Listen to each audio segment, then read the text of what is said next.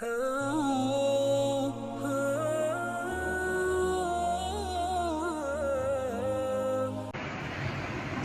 ابو سعید خدری رضی اللہ عنہ سے مروی ہے، نبی اکرم صلی اللہ علیہ وآلہ وسلم نے فرمایا والذی نفسی بیدی، اس ذات کی قسم جس کے ہاتھ میں محمد صلی اللہ علیہ وسلم کی جان ہے، لا یقبضنا اہل البیت احد الا ادخلہ اللہ النار، کہ جو شخص بھی ہم اہل بیت سے بغض رکھے گا، نفرت رکھے گا، دشمنی رکھے گا، تو اللہ رب العزت اسے دوزخ کے اندر داخل کریں گے۔ اس اعتبار سے ہماری ذمہ داری ہے نبی کریم صلی اللہ علیہ وسلم کے اہل بیت سے، آل رسول سے پیار کرنا، ان سے محبت کرنا، ان کی شان، ان کی عظمت، ان کے مقام کا اعتراف کرنا، یہ ہم میں سے ہر مسلمان کی، ہر ایمان والے کی ذمہ داری ہے، ان کے ادب و احترام کو ملحوظ خاطر رکھنا۔ تو سب سے پہلے نبی کریم صلی اللہ علیہ وسلم کی ازواج مطہرات، آپ کی بیویاں اہل بیت کے اندر شامل ہیں، جنہیں شیعہ حضرات نے بالکل ہی اہل بیت سے خارج کر دیا، یعنی وہ نبی کریم صلی اللہ علیہ وسلم کی جو ازواج مطہرات ہیں، آپ کی جو بیویاں ہیں، انہیں اہل بیت میں شامل ہی نہیں کرتے۔ ان کے نزدیک صرف 5 ہستیاں اہل بیت ہیں، نبی کریم علیہ السلام، آپ کی بیٹی سیدہ فاطمہ، سیدنا علی رضی اللہ عنہ، سیدنا حسن اور سیدنا حسین رضی اللہ عنہ اجمعین۔ بلا شبہ یہ بھی اہل بیت میں شامل ہیں، لیکن ان سے پہلے ازواج مطہرات، اگر قرآن پاک کو دیکھا جائے، قرآن پاک کی تعلیمات کو دیکھا جائے، تو قرآن مجید کی روح سے سب سے پہلے نبی کریم صلی اللہ علیہ وسلم کی بیویاں جو ہیں وہ اہل بیت کے اندر شامل ہیں۔ اور ویسے بھی اہل بیت تو ہے، اس کا مطلب ہے گھر والے، اہل کہنے والے، بیت کا مطلب ہوتا ہے گھر، تو اہل بیت گھر والے، اہل بیت رسول، رسول کے گھر والے۔ تو گھر میں سب سے پہلے بیوی آتی ہے، اس کے بعد جو ہے وہ اولاد آتی ہے۔ تو بیوی قرآن کی روح سے بھی اور ویسے بھی معاشرے کی روح سے ہم عقلاً بھی دیکھیں تو بیوی اہل بیت کے اندر سب سے پہلے شامل ہوتی ہے۔ یہ جو آیت جو شیعہ حضرات کے ذاکرین اور شیعہ کی سب مجلسوں کی زینت ہے، اور ان کی پامفلٹ اور ان کے اشتہارات اور ان کی فلیکس ہیں، سب کے اندر اس آیت کو جو ہے وہ اجاگر کیا جاتا ہے۔ انما یرید اللہ لیذھب عنکم الرجس اہل البیت ویطہرکم تطہیرا، بے شک اللہ کا ارادہ ہے، اللہ یہ چاہتا ہے کہ اے نبی کے گھر والوں، تم سے ہر قسم کی گندگی اور ناپاکی کو دور کر کے تمہیں خوب پاک صاف کر دے، صاف ستھرا کر دے۔ تو یہ آیت کا یاد رکھیے ایک ٹکڑا ہے، یہ پوری آیت نہیں ہے۔ یہ جو آیت کا ٹکڑا، یہ زینت بنا ہوا مجلسوں کی، یہ آیت کا اینڈ والا حصہ ہے۔ اگر آپ پیچھے سے یہی آیات پوری پڑھیں تو واضح طور پر پتہ چل جاتا ہے کہ نبی کریم صلی اللہ علیہ وسلم کے اہل بیت کا تذکرہ کرتے ہوئے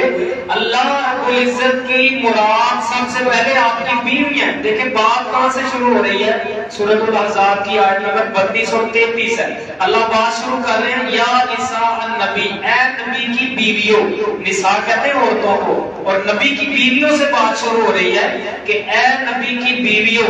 لستن کاحد من النساء، تم عام عورتوں کی طرح نہیں، یعنی تمہارا درجہ، تمہارا مرتبہ، تمہاری عظمت، تمہاری شان عام عورتوں سے بلند ہے۔ ان اتقیتن، اگر تم نے تقوی اختیار کر لیا ہے، فلا تخضعن بالقول، تو اپنی بات میں نرمی پیدا نہ کرو، یعنی اگر کبھی کسی غیر محرم سے بات کرنی پڑ جائے مجبوراً، تو لہجے میں نرمی اور لہجے کے اندر جو ہے وہ شیرینی نہیں ہونی چاہیے، بلکہ تھوڑی سی یعنی سخت لہجے میں، درمیانے لہجے میں عام بندوں سے بات کی جائے۔ کیوں؟ فَيَطْمَعَ الَّذِي فِي قَلْبِهِ مَرَضٌ،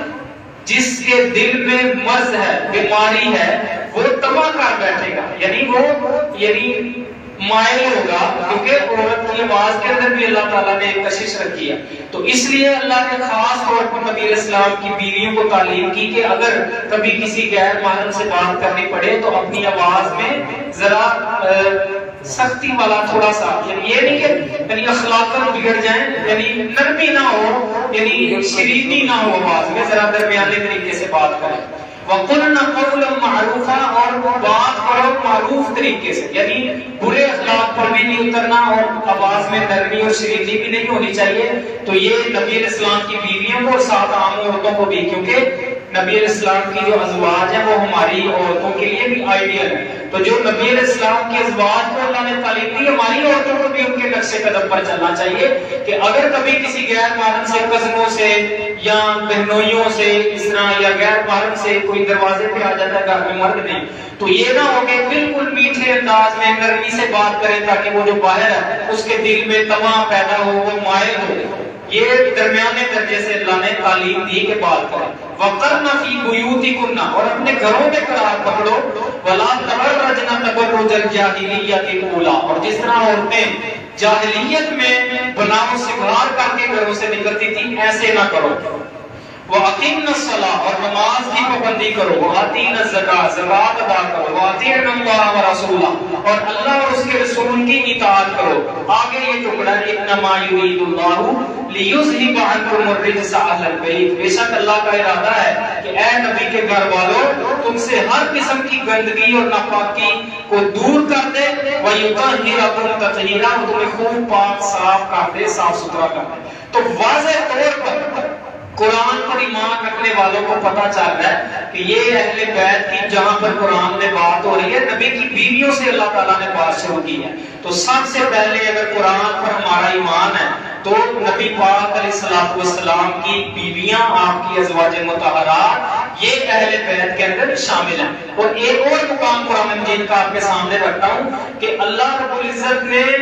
نبی کی بیوی کے اوپر، یعنی بیوی کے اوپر اللہ نے اہل بیت کا لفظ بولا ہے. سورہ ہود کی آیت نمبر 72 اور 73 ہے، جب حضرت ابراہیم علیہ السلام کو بیٹے کی بشارت دینے فرشتے آئے، حضرت سارہ ان کی بیوی سے. تو فرشتے نے آ کر جب بیٹے کی بشارت دی تو چونکہ بوڑھے ہو چکے تھے ابراہیم علیہ السلام بھی بہت زیادہ اور ان کی بیوی بھی بہت زیادہ بوڑھی ہو چکی تھی، تو انہوں نے تعجب کا اظہار کیا کہ کیسے ہمارے ہاں بیٹا ہوگا. قالت یا ویلتا، انہوں نے کہا، یعنی حضرت سارہ نے، ہائے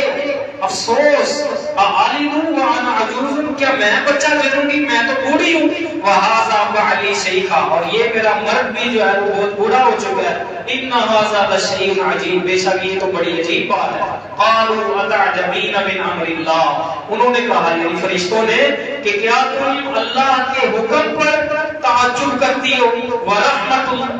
اللہ علیکم، رحمت اللہ و برکاتہ علیکم اہل البیت، تم پر اللہ کی رحمتیں اور برکتیں ہوں اے اہل بیت. یعنی بات ہو رہی ہے ابراہیم علیہ السلام کی بیوی سے، حضرت سارہ سے، اور فرشتے اہل بیت کا لفظ بول رہے ہیں کہ اللہ کی رحمت اور اس کی برکتیں ہوں تم پر اے اہل بیت. انہ حمید مجید، بے شک وہ بڑا تعریفوں والا، بڑی بزرگی والا. انہوں نے کہا کہ تعجب والی کوئی بات نہیں، اگرچہ تم بڑے بوڑھے ہو چکے ہو لیکن اللہ کا حکم آ گیا، اللہ نے تمہیں بیٹا دینا ہے. اور ساتھ یہ جو میں نے بات کی کہ اہل بیت کا لفظ انہوں نے بولا. تو واضح طور پر قرآن کی تعلیم سے پتہ چلتا ہے کہ بیوی جو ہوتی ہے سب سے پہلے گھر میں شامل ہوتی ہے، اہل بیت میں شامل ہوتی ہے. اولاد کا سلسلہ تو بعد میں چلتا ہے، بیوی پہلے جو ہے وہ اہل بیت کے اندر شامل ہوتی ہے. اس کے بعد حضرت علی، حضرت فاطمہ آپ کی بیٹی، اور علی حضرت ان کے جو خامن ہیں، ان کے آپ علیہ السلام کے نواسے حضرت حسن، حضرت حسین، یہ تو اجاگر ہے نا واضح. آپ کے جتنے بھی نواسے نواسیاں اہل بیت میں شامل ہیں، آپ کی جتنی بھی اولاد ہے،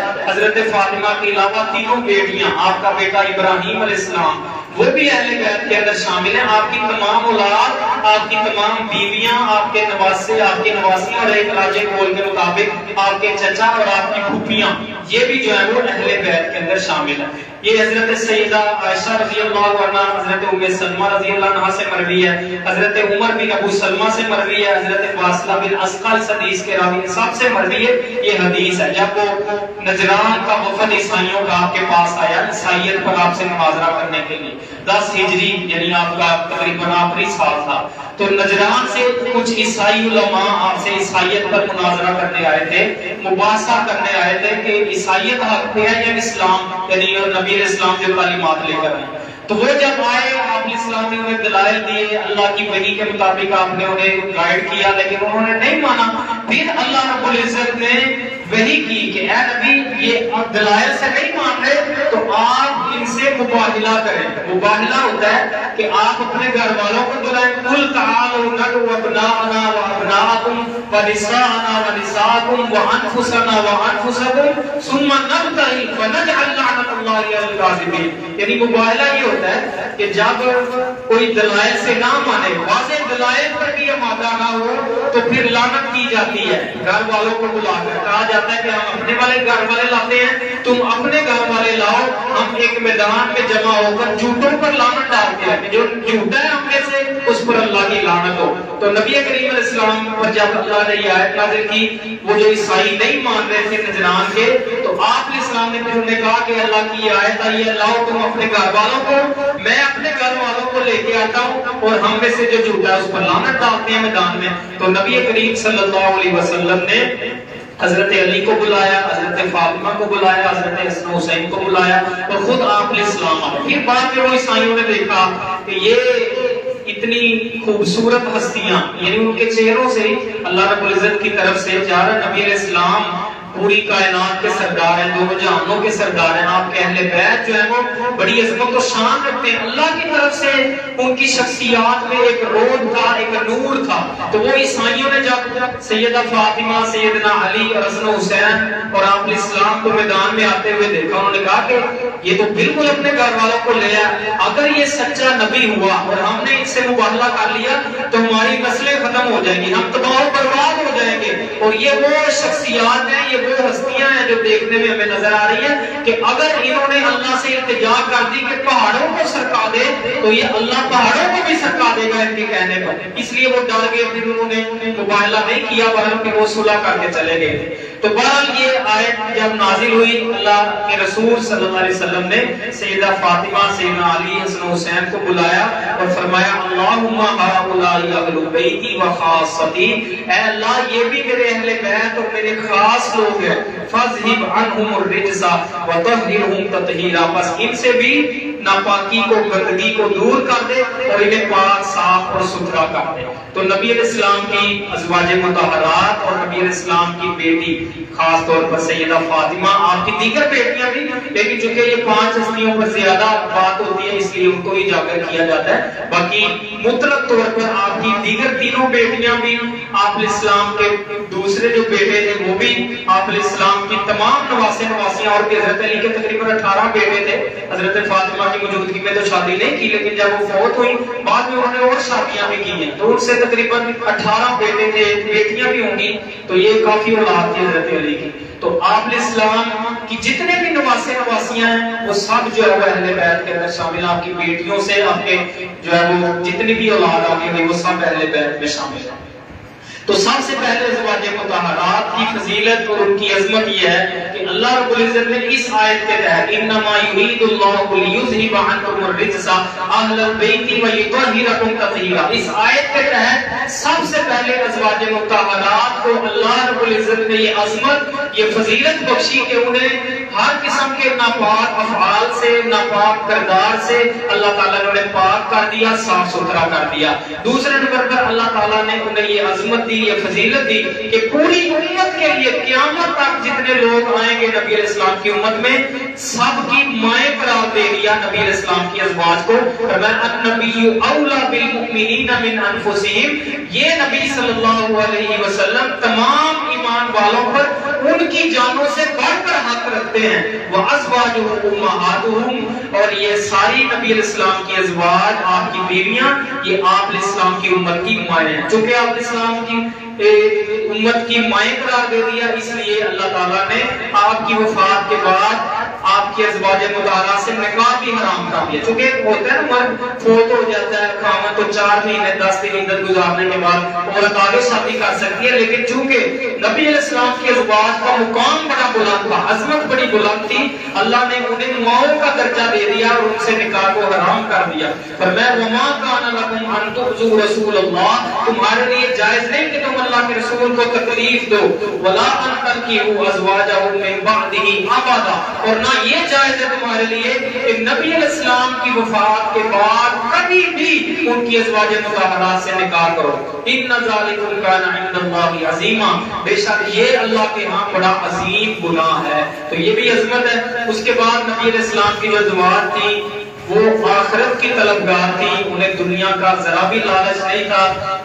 جو کہ اللہ رب العزت فرماتے ہیں سورۃ الاحزاب میں ہی، یا ایھا النبی، اے نبی صلی اللہ علیہ وسلم، قل لازواجک، کہہ دیجیے اپنی بیویوں سے، ان کنتن تردن الحیات الدنیا وزینتها، اگر تم دنیا کی خوبصورتی اور دنیا کی زینت، دنیا کا مال و متاع چاہتی ہو، فتعالینا، تو آؤ، امتعکن، میں تمہیں نوازتا ہوں، واسرحکن سراحا جمیلا، اور پھر تمہیں اچھے انداز سے رخصت کر دیتا ہوں، یعنی طلاق دے دیتا ہوں. وَإِن كُنتُنَّ تُرِدْنَ اللَّهَ وَرَسُولَهُ، اور اگر تم اللہ کی طلبگار ہو، آخرت کی، رسول کی طلبگار ہو، وَالدَّارَ الْآخِرَةَ، اور آخرت کی، فَإِنَّ اللَّهَ أَعَدَّ لِلْمُحْسِنَاتِ مِنكُنَّ أَجْرًا عَظِيمًا، تو بے شک اللہ نے تم میں سے نیک عورتوں کے لیے بڑا اجر تیار کر رکھا ہے. اختیار دیا نبی علیہ السلام نے اپنی ازواج کو، اگر دنیا چاہیے لے کر مجھ سے رخصت ہو جاؤ، اگر آخرت چاہیے تو بتاؤ. سیدہ عائشہ ایک آیات کے متعلق فرماتی ہیں، بخاری اور مسلم کی روایت ہے، جب اللہ نے نبی علیہ السلام کے ذریعے یہ اختیار دیا آپ کی ازواج کو، تو انہوں نے بیعت زبان سب نے یہ فیصلہ کر کے آپ علیہ السلام سے کہا کہ ہم کوئی دنیا کا مال و متاع نہیں چاہتی، ہم کوئی دنیا کی زینت زیورات نہیں چاہتی، ہمیں اللہ کا رسول چاہیے، ہمیں آخرت چاہیے، ہم اللہ کی طلبگار ہیں. تو انہوں نے دنیا کو ٹھکرا دیا. اس کے بعد اللہ تعالیٰ نے ازواج مطہرات کو یہ عظمت بخشی ہے آپ علیہ السلام کے اہل بیت میں سے ازواج مطہرات کو، کہ انہیں اللہ نے عام لوگوں کی بنسبت دگنے اجر سے نوازا. وَمَن يَقْنُتْ مِنكُنَّ لِلَّهِ وَرَسُولِهِ، اور تم میں سے، یعنی اے نبی کی بیویوں، تم میں سے جو کوئی بھی اللہ اور اس کے رسول کی فرما برداری اختیار کرے گی، وَتَعْمَلْ صَالِحًا، اور نیک عمل کرے گی، نُؤْتِهَا أَجْرَهَا مرتين، تو ہم اسے دگنا اجر دیں گے. وَأَعْتَدْنَا لَهَا رِزْقًا كَرِيمًا، اور ہم نے ان کے لیے عظیم رزق، عزت والی روزی تیار کر رکھی ہے. یا نساء النبی لستن کأحد من النساء، یہ بھی نبی علیہ السلام کی اہل بیت میں سے آپ کی ازواج مطہرات کی عظمت ہے کہ عام عورتوں سے ان کا درجہ اللہ نے بلند کر دیا. اور میں اے نبی کی بیویوں، تم عام عورتوں سے ذرا بلند ہو، تم عام عورتوں سے الگ درجہ رکھتی ہو، اونچا درجہ رکھتی ہو. اس کے بعد سیدہ فاطمہ آپ علیہ السلام کی جو بیٹی ہے، آپ علیہ السلام کے جگر کا ٹکڑا ہے، آپ صلی اللہ علیہ وسلم کی جان ہے، آپ علیہ السلام بڑی محبت فرمایا کرتے تھے. سیدہ فاطمہ رضی اللہ عنہا کے کان میں آپ نے 2 سرگوشیاں کی، آپ ایک پر خاموش ہو گئی، ایک پر رو پڑی، ایک پر مسکرا پڑی. بعد میں نبی علیہ السلام کی وفات کے بعد انہوں نے بتایا کہ وہ 2 سرگوشیاں یہ تھی کہ آپ علیہ السلام نے فرمایا تھا کہ میری اب موت کا وقت قریب ہے، میں جانے والا ہوں، اس پر آپ رو پڑی. اور پھر جب آپ نے فرمایا کہ سب سے پہلے مجھ سے تم ملو گی آگے، یعنی میرے جانے کے بعد تمہارا نمبر جو ہے وہ پہلے ہے اور تم آ کر سب سے پہلے مجھ سے ملو گی، اس پر سیدہ فاطمہ مسکرا پڑی. تو یہ بھی فضیلت ہے کہ نبی علیہ السلام دنیا میں بھی ان سے محبت فرمایا کرتے تھے، دنیا میں بھی انہیں اپنے جگر کا ٹکڑا کہتے تھے. جس نے میری بیٹی کو تکلیف دی اس نے مجھے تکلیف دی، جس نے میری بیٹی کو دکھ دیا اس نے مجھے دکھ دیا. اور آپ علیہ السلام نے یہ عظیم خوشخبری بھی دی کہ میرے جانے کے بعد میری یہ بیٹی فاطمہ سب سے پہلے آ کر جو ہے وہ مجھ سے ملے گی. اسی طرح حضرت حذیفہ رضی اللہ عنہ کہتے ہیں نبی علیہ السلام نے فرمایا نزل ملک من السماء، آسمان سے ایک فرشتہ اترا، فاستأذن اللہ ان یسلم علی، کہ وہ مجھ پر سلام کرے، اس نے اللہ سے اجازت لی. لم ينزل قبلها، آج سے پہلے وہ کبھی نہیں اترا تھا، یعنی وہ ایک خوشخبری لے کر وہ فرشتہ خاص طور پر اللہ نے اتارا. فبشرنی، تو اس نے مجھے یہ خوشخبری دی، ان فاطمہ سیدۃ نساء اہل الجنہ، کہ بے شک میری بیٹی فاطمہ جنتی عورتوں کی سردار ہے، جنتی عورتوں کی سردار ہے میری بیٹی سیدہ فاطمہ. اسی طرح حضرت عائشہ رضی اللہ عنہا کہتی ہیں، سنن ابو داؤد کی روایت ہے کہ سب سے زیادہ چال ڈال میں، بول گفتار میں، بولنے چالنے میں، عادات میں، اخلاق میں سب سے زیادہ نبی علیہ السلام کی جو مشابہ تھی وہ کون تھی؟ سیدہ فاطمہ رضی اللہ تعالی عنہا. اور ان کے متعلق فرماتی ہیں کان، یعنی نبی علیہ السلام سے محبت کا عالم یہ تھا کانت اذا دخلت علیہ، جب بھی سیدہ فاطمہ رضی اللہ عنہا و سلام اللہ علیہا نبی کریم علیہ السلام سے ملنے جاتی تو آپ کیا کرتے؟ قام الیہا، کھڑے ہو کر اپنی بیٹی کا استقبال کرتے، فاخذ بیدہا، اپنے بیٹی کے ہاتھ کو پکڑتے، وقبلہا، اسے بوسہ دیتے، واجلسہا فی مجلسی، اور اپنی جگہ پر انہیں بٹھاتے، وکان اذا دخل علیہا، اور یہی کردار چونکہ سب سے زیادہ مشابہ تھی آپ الاسلام کی اخلاق میں، کردار میں سیدہ فاطمہ، تو جیسا طریقہ کار پیارے پیغمبر کا تھا یہی طریقہ کار آپ کی بیٹی سیدہ فاطمہ کا تھا کہ جب بھی پیارے پیغمبر ان کے گھر ان سے ملنے جاتے تو قامت الیہ، وہ بھی کھڑے ہو کر پیارے پیغمبر کا استقبال کرتی، فاخذت بیدہ فقبلته، آپ الاسلام کا ہاتھ پکڑ کر انہیں بوسہ دیتی، واجلسته فی مجلسها، اور اپنی جگہ پر اپنے بابا جان کو بٹھاتی، نبی کریم صلی اللہ علیہ وسلم کو۔ ان کے بعد آپ کے خامن سیدنا علی رضی اللہ تعالیٰ عنہ ہیں، شیر خدا ہیں، نبی علیہ السلام کے داماد ہیں، آپ علیہ السلام کو ان سے بھی بڑی محبت تھی، اور آپ صلی اللہ علیہ وسلم نے خیبر کے موقع پر، مشہور روایات ہیں، خیبر کے موقع پر آپ علیہ السلام نے فرمایا تھا لَأُعْطِيَنَّ هَذِهِ الرَّحْيَةَ غَدًا رَجُلًا، کل میں ایک ایسے شخص کو یہ جھنڈا جو ہے وہ فتح کا، خیبر کا جھنڈا دوں گا، یفتح اللہ علی یدیہ، کہ اللہ اس کے ہاتھوں پر خیبر کو فتح کرے گا، یحب اللہ ورسولہ، وہ اللہ اور اس کے رسول سے محبت کرتا ہے، وَيُحِبُّهُ اللَّهُ وَرَسُولُهُ، اور اللہ اور اس کا رسول بھی اس سے محبت کرتا ہے۔ یعنی دو طرفہ محبت تھی سیدنا علی کی، یہ فضیلت ہے، ان کی عظمت ہے کہ وہ بھی اللہ سے محبت کرتے تھے، اللہ بھی ان سے محبت کرتا تھا، وہ بھی رسول سے محبت کرتے تھے، رسول بھی ان سے محبت فرماتے تھے۔ اسی طرح سیدنا برار رضی اللہ عنہ کہتے ہیں پیارے پیغمبر نے سیدنا علی سے کہا تھا، صحیح بخاری کی روایت ہے، انت منی وانا منک، تم مجھ سے ہو میں تم سے ہوں۔ اسی طرح سیدنا زید بن ارقم کہتے ہیں من کنت مولاہ فعلی مولاہ، پیارے نبی نے فرمایا تھا کہ اے علی، جس کا میں دلی دوست، دلی محبوب، جگری دوست ہوں، اس کا علی بھی جگری دوست اور دلی محبوب ہونا چاہیے۔ یہ اس کا مطلب مولا خدا والا یا مددگار والا نہیں ہے، من کنت مولاہ فعلی مولاہ، اس کا مطلب ہے جس کا میں مولا اس کا علی مولا ہے، یعنی مولا سے مراد، اس کا مولا کے کئی معنی عربی کے اندر، رب کے معنی میں بھی استعمال ہوتا ہے،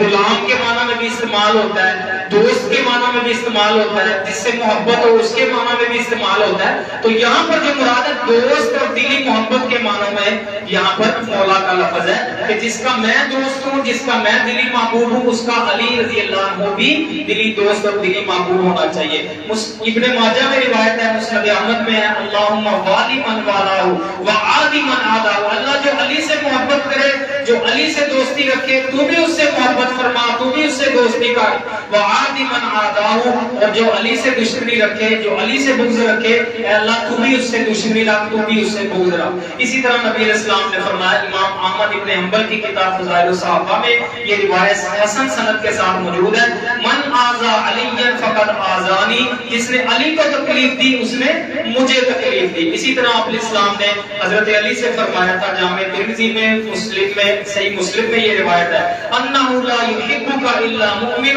ولا یبغضک الا منافق، اے علی تجھ سے محبت نہیں رکھے گا سوائے مومن کے، یعنی مومن ہی تجھ سے محبت رکھے گا، اور تجھ سے کوئی بغض نہیں رکھے گا سوائے منافق کے، یعنی وہ منافق ہے جس کے دل میں سیدنا علی رضی اللہ عنہ کا بغض ہے، آپ کی نفرت ہے۔ اسی طریقے سے وہ جو عشرہ مبشرہ والی حدیث ہے جس میں 10 صحابہ کرام کو آپ نے نام لے کر جنت کی دنیا میں بشارت دی، ان میں ایک حضرت علی ہے۔ اسی طرح حضرت سعد بن ابی وقاص رضی اللہ عنہ سے مروی ہے، نبی علیہ السلام نے سیدنا علی سے فرمایا، انت منی بمنزلۃ ہارون من موسیٰ، تمہاری نسبت، تمہارا مقام میرے ساتھ، تمہارا تعلق میرے ساتھ، تمہارا واسطہ میرے ساتھ، تمہارا رشتہ میرے ساتھ وہی ہے جو حضرت ہارون کا موسیٰ کے ساتھ تھا۔ اللہ الا انہ لا نبی بعدی، الا یہ کہ میرے بعد کوئی نبی نہیں ہے، چونکہ ہارون علیہ السلام اور موسیٰ علیہ السلام بھائی بھی تھے اور نبی بھی تھے دونوں، لیکن فرمایا کہ تم بھائی ضرور ہو میرے، اس طرح ہارون موسیٰ کے بھائی تھے، لیکن یہ ہے کہ میرے بعد نبی کوئی نہیں، میرے بعد پیغمبر کوئی نہیں۔ اس کے بعد حضرت حسن حسین آپ علیہ السلام کے جو نواسے ہیں ان کے متعلق حضرت حذیفہ رضی اللہ تعالیٰ عنہ بیان کرتے ہیں نبی صلی اللہ علیہ وسلم نے فرمایا ان الحسن والحسین سیدا شباب اہل الجنہ، بے شک میرے نواسے حسن اور حسین رضی اللہ عنہما جنتی نوجوانوں کے سردار ہیں، یعنی میری بیٹی جو فاطمہ ہے وہ عورتوں کی سردار ہے جنت میں، اور میرے جو نواسے ہیں ان کے دونوں لختے جگر وہ جنتی نوجوانوں کے سردار ہیں۔ اہل عراق میں سے ایک شخص نے عبداللہ ابن عمر سے پوچھا، صحیح بخاری میں اور جامع ترمذی میں روایت ہے کہ اگر احرام کی حالت میں کوئی مکھی مار دے اس کا کیا حکم ہے؟ تو انہوں نے کہا کہ یہ عراق والے ایک مکھی کے مارنے کے بارے میں سوال کرتے ہیں، حالانکہ وہ نواسہ رسول کے قاتل ہیں، یعنی نواسہ رسول کو حضرت حسین کو شہید کرنے والے کون ہیں؟ اہل عراق۔ انہوں نے حضرت حسین رضی اللہ تعالیٰ عنہ اور آپ کے گھر والوں کو، آپ کے ساتھیوں کو شہید کیا۔ تو عبداللہ ابن عمر سے عراقی نے یہ سوال پوچھا، آج پر آیا ہوا تھا کہ اگر کوئی احرام کی حالت میں مکھی مار دے، تو انہوں نے کہا کہ یہ عراق والے یہ بدبخت یہ مکھی کے مارنے کے بارے میں سوال کرتے ہیں، حالانکہ نواسہ رسول کے یہ قاتل ہے، نواسہ رسول، جگر گوشہ رسول، پیارے نبی صلی اللہ علیہ وسلم کی محبت، آپ کی ٹھنڈک، ان کے قاتل ہیں اور مکھی کے مارنے کے بارے میں پوچھتے ہیں۔ اسی طرح حضرت عطا بن یسار رحمہ اللہ تابعی فرماتے ہیں کہ ایک صحابی نے مجھے بتایا اللہ کے رسول صلی اللہ علیہ وسلم نے حضرت حسن حضرت حسین رضی اللہ عنہما کو اپنے سینے سے لگایا، اپنے سینے کے ساتھ لگا کر محبت کا عالم دیکھیں، پھر فرمایا اللہم انی احبہما فاحبہما، اللہ میں اپنے نواسوں سے بڑی محبت کرتا ہوں، اللہ تو بھی ان سے محبت فرما۔ حضرت ابو ہریرہ رضی اللہ عنہ کہتے ہیں اللہ کے رسول صلی اللہ علیہ وسلم اپنے گھر سے نکل کر ہمارے پاس تشریف لائے اور آپ کے ایک کندھے کے اوپر حضرت حسن بیٹھے ہیں، ایک کندھے کے اوپر حضرت حسین بیٹھے ہیں۔ آپ اسلام کبھی ان سے لاڈ کرتے ہیں، کبھی ان سے پیار کرتے ہیں۔ پھر آپ اسلام نے ایک شخص نے پوچھا، جب آپ دونوں سے لاڈ کر رہے ہیں، دونوں سے پیار کر رہے ہیں، ایک شخص نے پوچھنے والے نے پوچھا اللہ کے رسول آپ کو ان سے بڑی محبت ہے؟ آپ اسلام نے فرمایا من مجھے تو ان سے محبت ہے، من احبہما فقد احبنی، جس نے ان سے محبت کی اس نے مجھ سے محبت کی، ومن ابغضہما فقد ابغضنی، اور جس نے ان سے بغض رکھا اس نے مجھ سے بغض رکھا۔ میرے بھائیو، نبی پاک علیہ السلام کے جو اہل بیت ہیں، آپ کے ازواج مطہرات، آپ کے اولاد، آپ کے نواسے، ان سب کا ادب کرنا، ان سب کا احترام کرنا، ان کی سب کی عزت کرنا، دل و جان سے بڑھ کر ان کا خیال کرنا، محبت کرنا، لحاظ کرنا، ان کی عزت و توقیر کرنا ہر مسلمان کا فرض ہے، ہر مسلمان کے اوپر واجب ہے۔ پیارے نبی نے فرمایا جو میرے اہل بیت سے بغض رکھے گا، قسم کھا کر فرمایا والذی نفسی بیدی، اس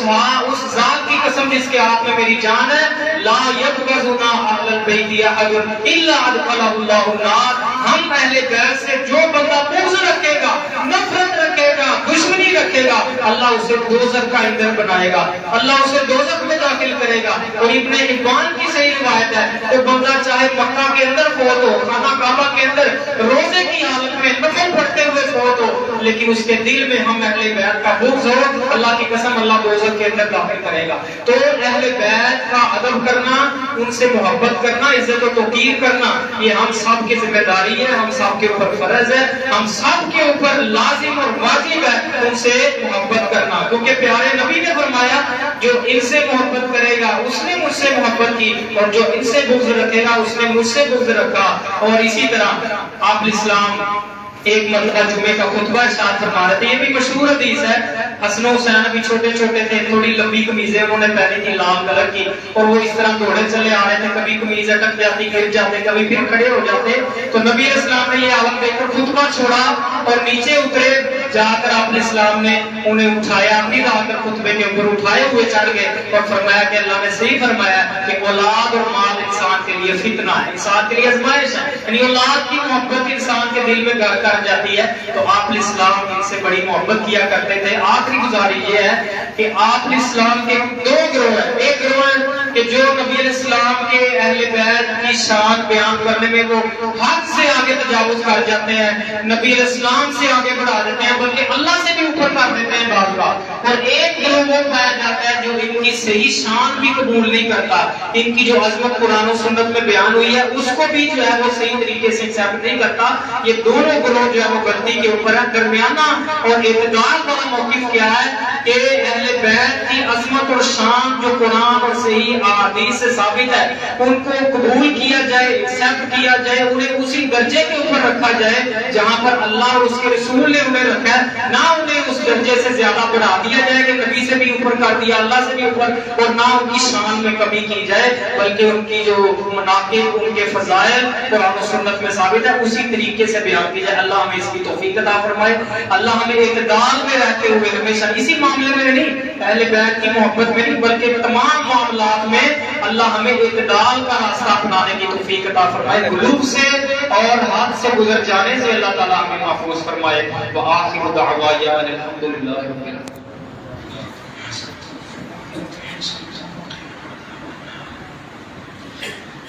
إن الحمد لله نحمده ونستعينه ونستغفره